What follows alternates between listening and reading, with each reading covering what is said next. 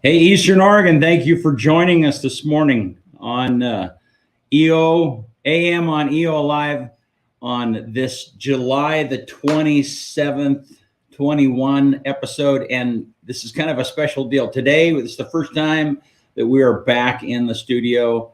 And this is this is kind of what it's going to look like until we figure it out. Go ahead and switch cameras. Kyle, there.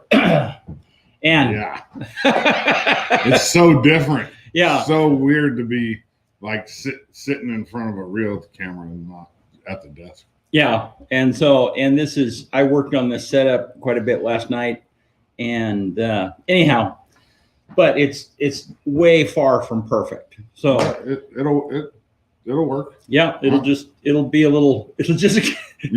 little weird. Yeah. Yeah. The complaint box is right down the hall to the right. You have to have a key to get in there. There's a toilet right next to it. But hey, we can still see your comments. We can put your comments on the frame just like we have in the past. And so chime in. We'd like to know you're there. Let us know where you're watching from today. And so, yeah. Yeah, exciting. Yeah. Exciting. How was your weekend, man? It was good. It was good. My kids are here. I drove to Biggs and picked them up. It was really busy. But I was I must have been right after that wreck because I left here about 9. Yeah. I didn't.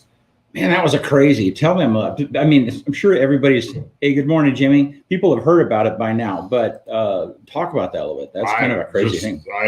I just know what I've read, and I guess a car went off right there at Perry, right, 248, and went down.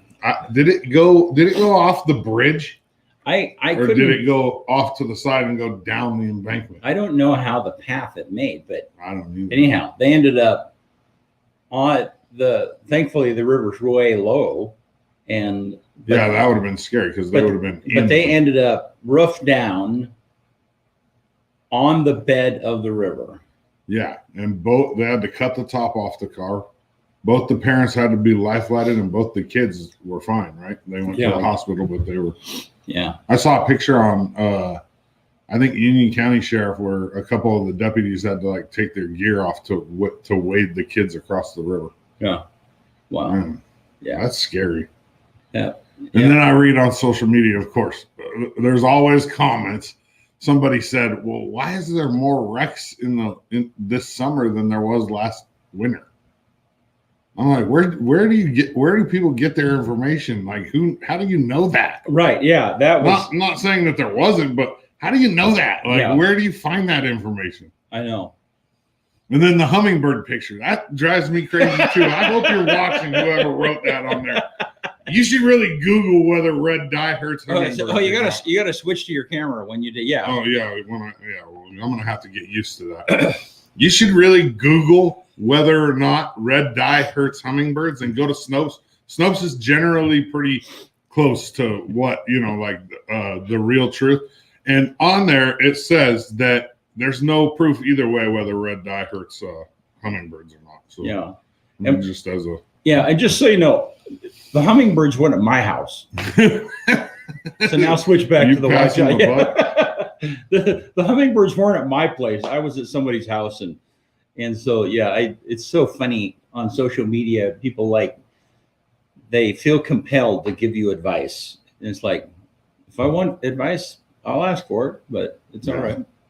We're going to have to figure something out with this switcher thing. Yeah. You can't navigate that? I don't know that. Notice how you put it over here. Well, it was either one or the other. It's like trying to it's going to take time. There's 4 buttons, guys, right here. Yeah. In front of me, there's 4 buttons for the 4 different cameras. So there's a camera in front of me, a camera in front of BC, a camera over here. So this is 2. This is 2. Yeah. This is 2. Yeah. So there's a camera over here. There's a camera in front of BC. There's a camera in front of both of us. Yeah. And then there's a camera in front of me, and they're just buttons that you have to hit. And man, it's gonna take some time to get that figured out for sure. Yeah, and you can't imagine how complicated. I spent about 4 hours working on this little setup. I wish you guys could see And Well, we've been talking yeah. about, what it is that we do. You know, when we've been doing this virtual thing, everyone is responsible, you know. So if a guest is wherever they are, they're sitting in front of their computer, they're responsible for their own camera and responsible for their own audio and so on and so forth. And when you move all this into a studio, then it's just infinitely more complicated. So, well, Brett. So Brett says Snopes is the farthest thing from the truth. In this case, it correlated exactly with hummingbirdfeeders.net. Google whether red dye hurts hummingbirds, and they recommend not to put it in there just because there's no need for it. But pretty much everybody agrees that there's no proof either way. That like the comment said that it like hurts their tongue and makes it so they can't eat. So of course I'm the kind of person that's going to look it up. I want to verify. You know, I like to know if that's the truth or not. And there's no information anywhere. And Snopes correlated and was exact on with what hummingbirdfeeders.net and a couple other websites that I went to about hummingbirds had to say. Yeah, I think he's referring to that Snopes is kind of, they have known to take a political, they're a bent. So they have, well, and we won't get into it, but they've lost some credibility over the last couple of years because they've jumped on a side. Yeah. Or at least there's a very strong suspicion that they have. They've kind of been a tool to brand things as false news when they're not. So, well, Brent, put it in DuckDuckGo and see what it says and comment if it's anything different. I mean, because what I got out of it is that there's no proof either way, and they've done some studies, and it's just want to talk about political. To me, that seems like a political push. You know, the whole red dye thing. Like, granted, there is other countries who have outlawed red dye, so there's a reason. But at the same time, when there's no scientific proof, like I'm the kind of person that, you know, it's got to be real, otherwise I don't believe it. Yeah. I hope. I mean. Anyways, weather time. And we don't have weather, but we do have a weather shot. We do. Weather guys on vacation. Yeah. And wow. So Gabe, our weather kid, he's on vacation and won't be back until I think this week sometime, the end of this week. He went to Colorado to shoot part of his movie that he's coming out with. His second movie? Yeah. Second full length? I think this is his third. So this is Back to the Future because he did a Back to the Future 4, 5, and this is Back to the Future 6 that he's working on. Does Back to the Future, like, can they swim? I know. I've wondered that same thing. You know what I mean? Yeah. What if it blew up? Like, what if he started making money off of it? Well, yeah, I don't know how the branding, I mean, you know, part of it, I guess, is like Hollywood industry doesn't really want to, they're not really interested in suing a 16-year-old kid. Yeah, you would hope not. But, I mean, down the road, what if it became something huge? Yeah. And he made millions, like Ice Ice Baby. Perfect example. He took it from the song Pressure. Ding, ding, ding, ding, ding, ding. Yeah. And it wasn't until that song blew up and he made all the money off it that Queen said, oh, hold up. And now Queen gets royalties off of his music, off of Ice Ice Baby's music, because he sampled their song and didn't. Well, and who knows? I don't know what we have not ever asked. So, hey, Bennett, you can take off if you want. Bennett's monitoring from the other room. And we're go back to bed. Kevin Cahill was supposed to join us this morning. And if you showed up to see Kevin, we had some kind of a scheduling conflict or we just weren't able to connect with him this morning. So, but we're glad that you're here and glad that you're tuning in. Pig. Yeah. I want to take a minute here and just show you guys a new commercial that we just did. And it's very cool. And it's kind of, you know, you may or may not know we've kind of gone to a different play. I mean, we've been working really hard for the last 6 months to do some things that we've been wanting to do for literally the last 5 years. And so let me just show you this commercial because it kind of explains summarizes a lot of what we've been doing. So take a look. EOAlive is your connection to Eastern Oregon. Get the latest and most relevant news in 2 minutes or less with Megan Demersion on our evening news broadcast. We cover Eastern Oregon's weather daily with Gabe, the EOAlive weather kid, with an extended forecast every Friday. Watch Dodzy on EOAlive Sports to get the latest sports information and interviews with local coaches, athletes, and more. See Brent and Dodzy goof and gaff with local guests on EOAlive's morning talk show, AM on EOAlive. We're available across the board, including Facebook, YouTube, Amazon Fire, and of course, our very own website, EOAlive.tv. We even have our own Roku channel and 24/7 live streaming via Strim. You can also listen to our shows on Spotify, Apple Podcasts, Amazon Music, and many other popular podcast apps. You can get everything all in one place with the EOAlive app, available on Android, iOS, and the Amazon App Store. EOAlive, your connection to Eastern Oregon.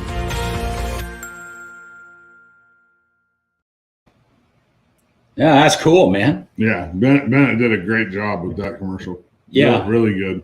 He did. I told him what we wanted, and he wrote it, voiced it, put it together. Yeah. Nice. Looked really awesome. Jimmy, that's a good question.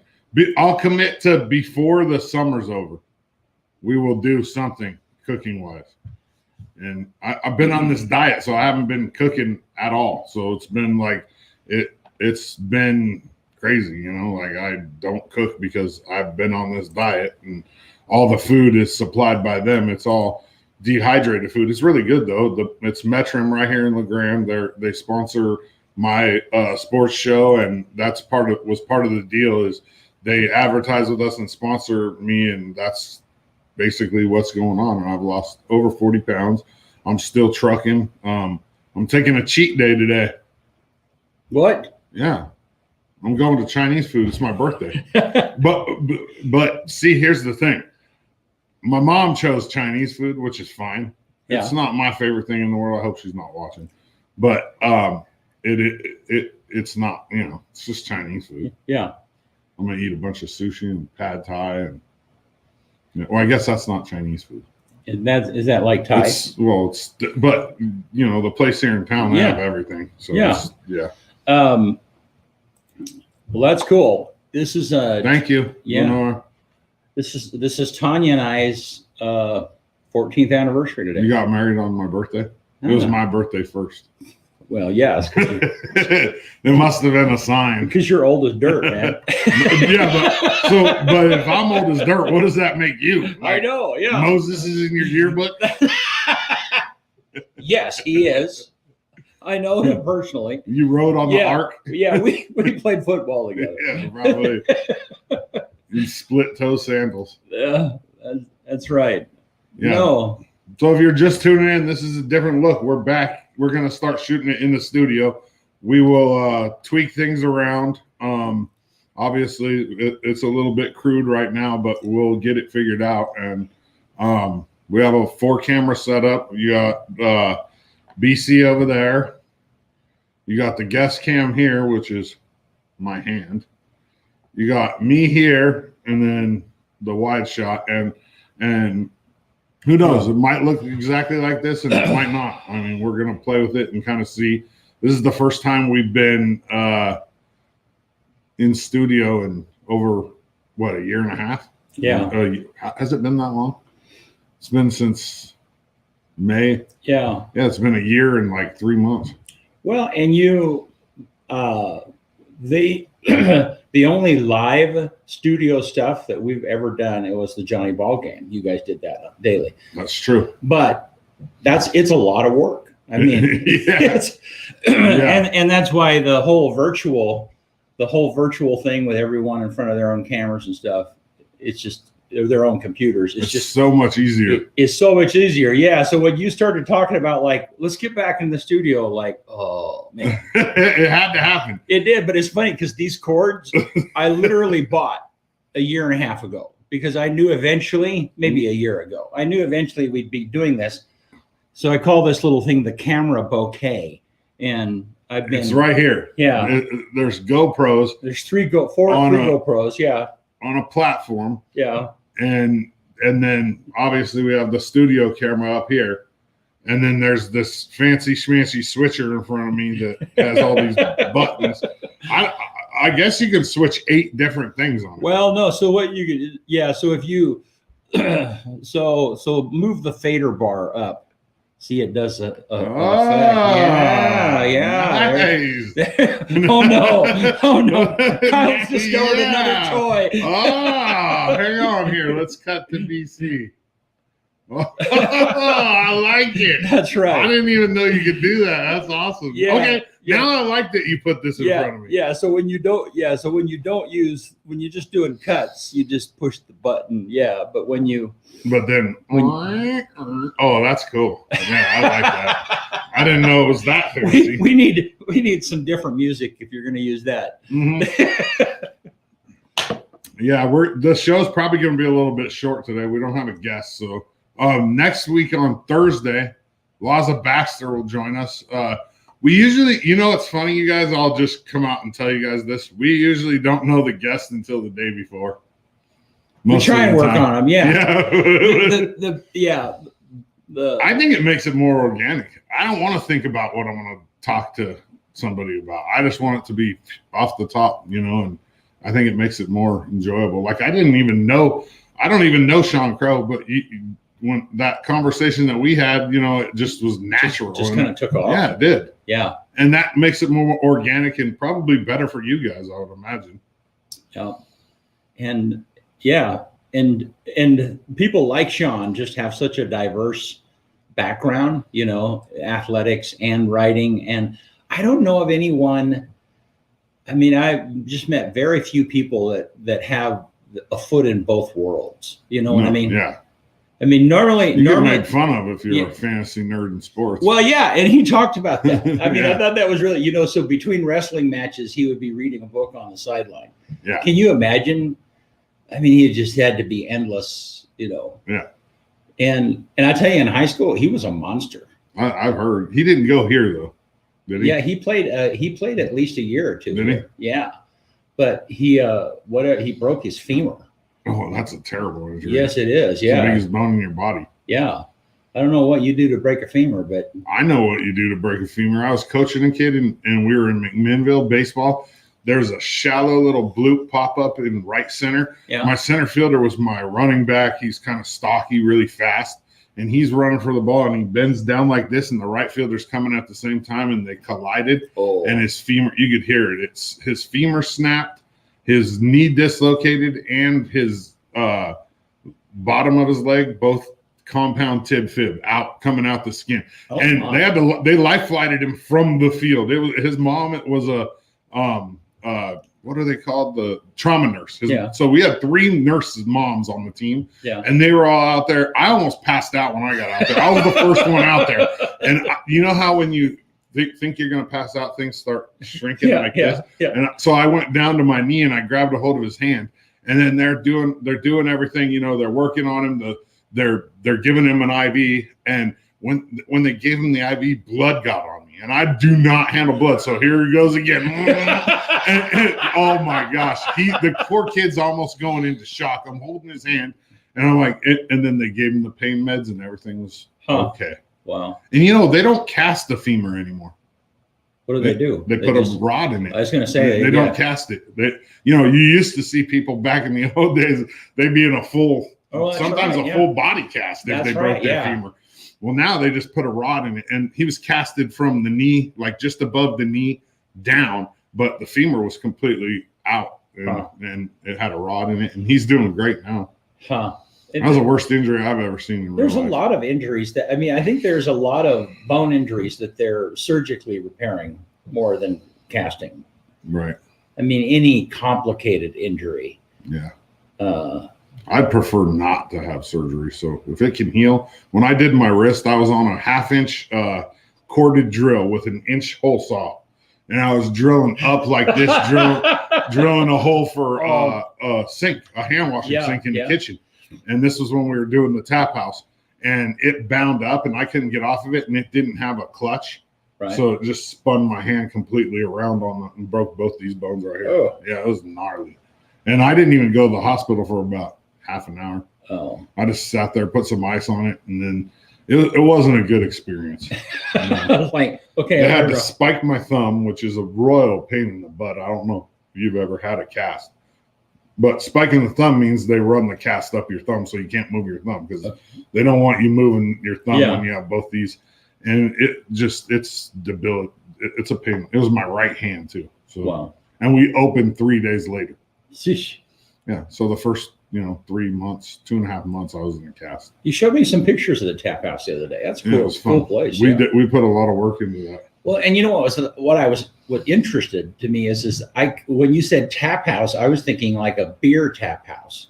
Yeah. But it was also a bunch of wine. 20 wines on tap, 40 beers, 5 kombucha, and craft soda. See, and I didn't even know wines could be on tap. Yeah, and you were explaining that. It started in Las Vegas. They have these machines, and what we did was you take the bottle and you put a cork inside that's expandable, and it's got an in and an out.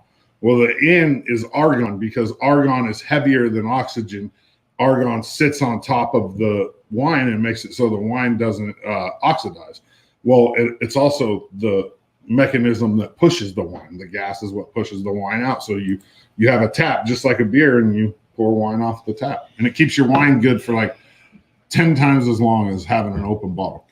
Well, and I was thinking about I would love it, and you probably didn't do this for customers, but it'd be so cool to just be able to, in one sitting, to be able to do a little taste of. We did it every Wednesday night. Really? Just like you do wine Wednesdays, 5 o'clock. So we bring a different winery in, and anybody could taste any wine we had on tap. Yeah, and see, I just think that would be. You don't get a lot though, because wine is not like beer. Wine's quite a bit more expensive. Right, per ounce, but still, it's just a little whistle. But yeah, I was telling someone the other day that it's like when I stand in front of a wine rack at a grocery store, it makes me dizzy. It's like, I'm sure there's just so many. I mean, it's like, okay, which one has the prettiest label? Yeah. Okay. If you guys are ever over on the west side, go to Art and Science and get their Syrah. I don't drink anymore, but Art and Science is a winery. It's out by it's pretty close to Airlie, which Airlie's on 99 in between McMinnville and Corvallis, like just outside of Monmouth. But there's Art and Science Winery too. And if you're a big red wine fan, like big reds, Art and Science's Syrah is the best. The best. By far. The only time I think I've been to a wine tasting room once, and I was with people who really knew what they were doing, and so I was like intimidated. And so I finally the gal says, "What do you want?" And I said, "Something girly. I want something sweet." "Oh, I know exactly what you want." It was funny because she had apparently I was not the only one who had ever was in that position of like, I have no idea what I want. So you drink like a Riesling. Yeah, a Riesling or a Moscato. Moscato. Yeah, that's what a dessert wine. Is that what they call those? Yeah. Well, yeah, they have actual dessert wine. You guys want to know something else that's really good? If you ever have a chance to try it, Here, switch to your camera. Domaine DuPont. Domaine DuPont is the one that I know that makes it. It's from France, and it's ice cider. And what they do is they take cider, and in other countries, cider is not like what cider is here. We drink fruit wine here. Like that stuff you guys drink, pineapple cider, all this stuff that's on tap, that's fruit wine because they freeze some of the juice and add it back in to lower the alcohol content and to up the sweetness. Well, over there, they take the cider and they freeze the water off. Oh, wow. They turn the water into ice and it separates the cider and ice cider. Oh my goodness. And then you eat the ice? No, you don't eat the ice. You drink the cider. Okay. But it's had the percentage of the water removed. Right. So it's real concentrated. Yeah, it's so much better. Oh, the apple. I mean, it's just, yeah, if you have a chance to try some ice cider, give it a try. Thanks, John. John Tolan, thank you. Appreciate it. He was my baseball coach when I was 13, 14. We traveled all the time together. Yeah, see, he's old as dirt too. No, he's actually held his age. He looks good. He is, but he's just a little. He's retired. I know. Yeah, he's retired. I interviewed your replacement at out at Island City. He played in the Shrine game, John, and so I have an interview with him. I played a little bit on my sports show, and then we're going to put some of it on the show in a couple weeks. Man, that's a couple weeks away. So the Shrine game. Oh, so we are streaming the Shrine game, and we've been working our tails off getting ready for that. We have a technical rehearsal this Sunday afternoon, which is putting all of the equipment together in one spot and having somebody run around the fields and stuff. But I've done a lot of football, a lot of sports, but nothing quite at this level. And so we're excited about it. And it's a great opportunity for us and for the Shriners because they love the idea of a streaming platform. They have a lot more control, and we can include the parade and include stuff that they can't include when they're limited on time, like from a broadcast facility. So anyhow, we're preparing for that, and that is August the 7th. August the 7th. So 2 weeks. Yeah, a week from this Saturday. Yeah, already. Wow. This summer, I'm telling you, July is gone. Yeah. I mean, we have this week left in July. Yeah. It's wow. So time's just flying. Well, do we have anything else you have your favorite queued up and stuff? I do. I have I got my normal. You got your stuff, normal even rundown? though we're in a different situation. Yeah. On this day, my birthday, in 1586, Walter Raleigh brought the first tobacco from England to Virginia. In 19 what? 1586. Okay. 1586. Tobacco. Yeah. Wow. First tobacco ever brought to America because it didn't grow here indigenously. And on this day in 1921, Frederick Banting and Charles Best isolated insulin at the University of Toronto. So it was a breakthrough when it comes to diabetics and insulin. 1921. On this day in 1953, North Korea and the United Nations signed to stop fighting, and they divided Korea at the 38th parallel. And that's why we have North Korea and South Korea now. In 1999, Tony Hawk is the first skateboarder ever, 1999 on this day, to land a 900. That's a lot of twists. That's 2.5 twists. Yeah, it's like it was big time. And, hey, I was watching the Olympics, and Tony Hawk isn't competing in skateboarding in the Olympics. He's commentating. Yeah. But he's the kind of guy, he's 53 years old. He's the kind of guy who had his skateboard with him, obviously. And he went out there and he landed a 900 at 53.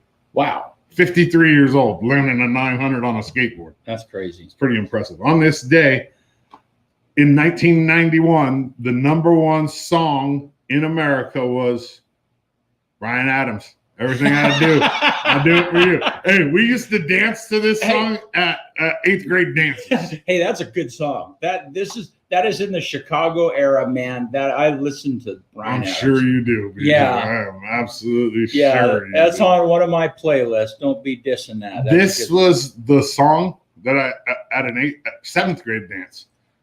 First, I think it was the first time I ever danced with a girl, 7th grade, like really danced at a dance. Yeah, this song right here. This was, as soon as this song came on, all the boys had to scurry around and find a girl to dance with. Of course, man. Of course, yeah. Oh, I'm trying to do my job, BC. Yeah. My quote for the day. I posted this in my sports group the other day, and it's not really inspirational, but I love it, and it's everybody has a plan until they get punched in the face, and it's Mike Tyson. And he says the same thing about the internet too. Everybody's a tough guy on the internet because they can't get punched in the face. I saw a quote the other day. I think it's like, people are a lot more rude on social media because that's Mike Tyson. Yeah, because they can't get punched in the face. Yeah. And then I forgot my daily joke. You had me all freaking messed up over here. Why do bees have sticky hair? I don't know. Because they use a honeycomb. And then I was going to tell you, I was looking through little things. Shouldn't the roof of your mouth be called the ceiling? Like if you think about it, it's not really a roof. Really a roof. The it's roof a ceiling. is on the outside. The roof is would be your head up here. This is the ceiling. We're going to be thinking about that all day. Yeah, I know. There's all kinds of stuff like that. You can, I mean, there's hundreds of ones where you're like, why do we call it that? Like, it doesn't make any sense. It's like the opposite of what it really is. Yeah. Yeah. We appreciate you guys for tuning in. But hey, these guys right here. Oh, yeah. I forgot about that. That's today. There's a parade today, 6 o'clock downtown. I think it's running from Max Square to Light Truck, and it's to honor the state champion juniors. So that's 13 and 14-year-old boys who won the state championship Little League. And the cool thing is our girls in the same age group won the state championship too. So the 13 and 14-year-old boys and girls, softball and baseball, are Little League state champs this year. Yeah, cool. Yeah, so it'll be another one of those signs down there at the baseball field. I took my son down to the baseball field yesterday to show him, and he got stung by a bee. So we didn't stay very long. But one of the cool things, and let me give a shout out real fast to Coach Kemp up at EOU and to I'm having a brain fart, BC. The athletic trainer Chris Stu. And to the football players and Jet Taylor, Solo Taylor, Cade Reed, Nate Reed, Walter Camp, Victor Rosas, everybody that was up there, you guys made that experience awesome for my kids, and I appreciate it. Kemp, thank you for the shirts. You're my dude. You know that, and yeah, it was awesome. It was cool. We went up there to take some pictures and to talk to Kemp. He just got back from Vegas, and I took my kids up there, and it wasn't planned or anything. It was kind of on the spur. I was working, and I went and picked up my son and my daughter, and my oldest stayed. And we went up there, and they just treated us like royalty. Kemp opened up the gym. Chris Stu opened up the football locker room, and a few of the football players were there working out, and they came down and talked to Kyron, and it was cool. It was excellent. Yep. All righty. Well, we'll see you on Tuesday, guys, and appreciate you, Eastern Oregon. Yep. And thanks for joining us this morning. Talk soon.